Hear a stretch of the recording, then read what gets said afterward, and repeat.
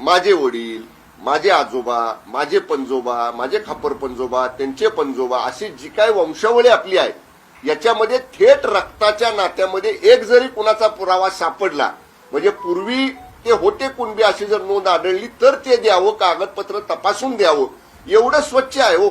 असं असताना backdoor entry देत आहेत, बिलकुल नाही ना, बॅकडोर एंट्री द्यायचा प्रश्नच नाही.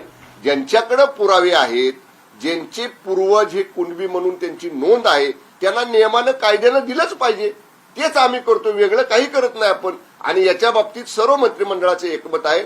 म्हणून मी मग परत परत म्हणतोय, कालचं भुजबळ साहेबांचं वक्तव्य हे आश्चर्यकारक आहे. आम्हाला सुद्धा वाटलं की आपण ठरवण्यामध्ये जे सगळे एकत्र होतो, एकत्र जो निर्णय आपण घेतला त्याच्यापेक्षा वेगळं मत एक सहकारी आपले कसे मांडू शकतात, या बाबतीत आम्हाला सुद्धा ते आश्चर्य वाटलं.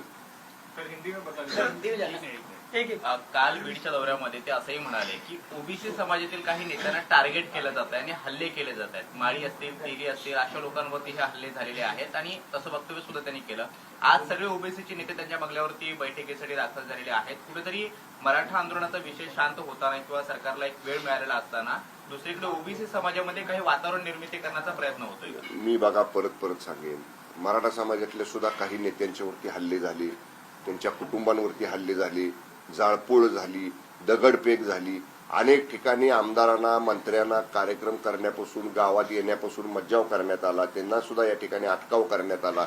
म्हणून कुणी आकांतांडव केलं नाही. आम्ही समजून घेतलं, बाबा ठीक आहे, भावना प्रक्षुब्ध लोकांच्यात आपण थोडंसं सामंजस्याने घेतलं पाहिजे.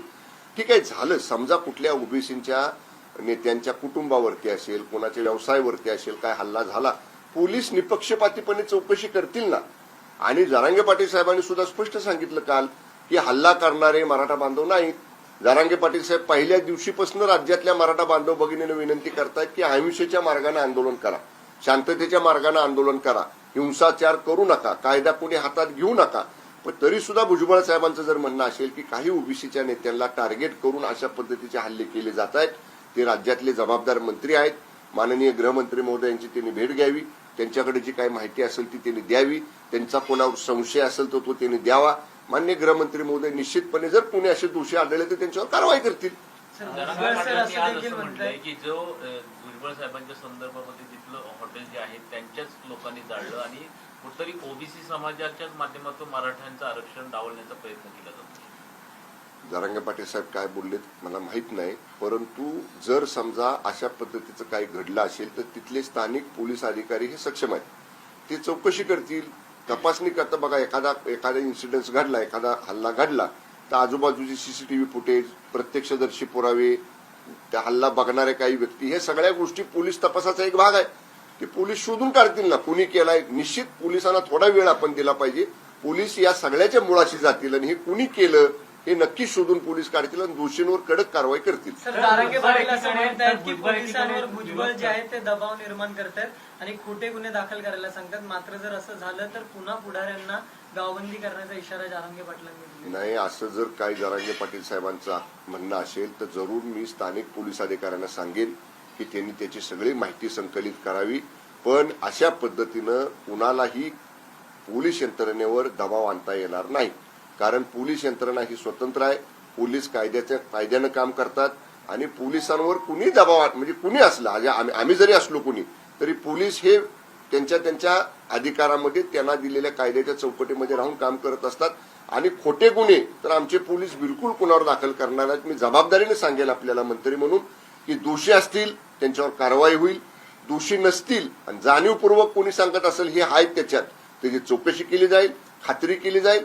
जे दोषी नसतील त्यांच्यावर, निर्दोष लोकांवर बिलकुल कारवाई केली जाणार नाही. सर, भुजबळ विरोध करतात, आता शिवसेना म्हणून तुमची नेमकी आता पुढची भूमिका काय असणार आहे? या बाबतीत आमची भूमिका, माननीय मुख्यमंत्री एकनाथजी शिंदे साहेबांची जी भूमिका आहे की कुठल्याही जातीच्या, कुठल्याही धर्माच्या, कुठल्याही घटकाला आत्ता असणाऱ्या अस्तित्वातल्या आरक्षणाला तीळ मात्रही धक्का न लावता आपल्याला मराठा समाजाला आरक्षण द्यायचंय. मराठा आरक्षण उपसमिती मंत्रिमंडळाची आहे, ती त्याच्यावरती स्वतंत्र काम करते आहे.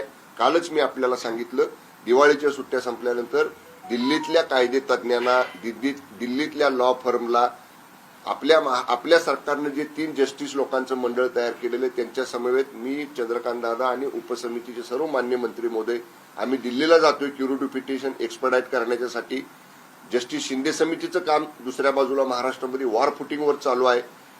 जिल्ह्यामध्ये जिल्हाधिकारी कार्यालयांमध्ये प्रांत कार्यालयांच्यामध्ये आपण स्वतंत्र कक्ष व्हेरिफिकेशनसाठी दाखले देण्याच्यासाठी सुरू केलेले आहेत.